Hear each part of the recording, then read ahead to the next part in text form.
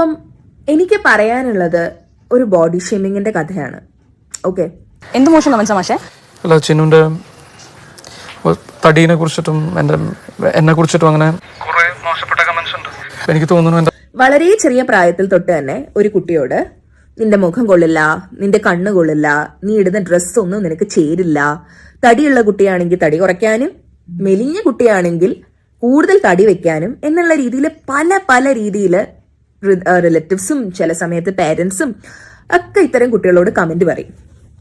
സ്കൂളിൽ പോയി കഴിഞ്ഞാൽ ഇത്തരം കുട്ടികൾ ചില സമയത്ത് ചില ആൾക്കാര് ദേ വിറകുള്ളി പോകുന്നു, ദേ കരിമ്പൂതം പോകുന്നു, ദേ ആനക്കുട്ടി പോകുന്നു എന്നൊക്കെയുള്ള ഈ കമന്റ്സ് പറയുമ്പോ അവരെ സംബന്ധിച്ചിടത്തോളം അവരുടെ മനസ്സിൽ അതൊരു തമാശയാണ്.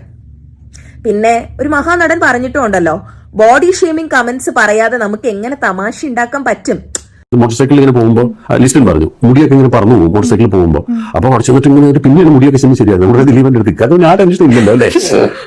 അതെനിക്ക് തമാശയാണ്. അല്ലാതെ ഉടനെ ഞാൻ അതെന്നെ ബോഡി ഷെയിം ചെയ്തതാണല്ലോ ഇനി അങ്ങനെ ചിന്തിക്കാറ് പോലും ഇല്ല.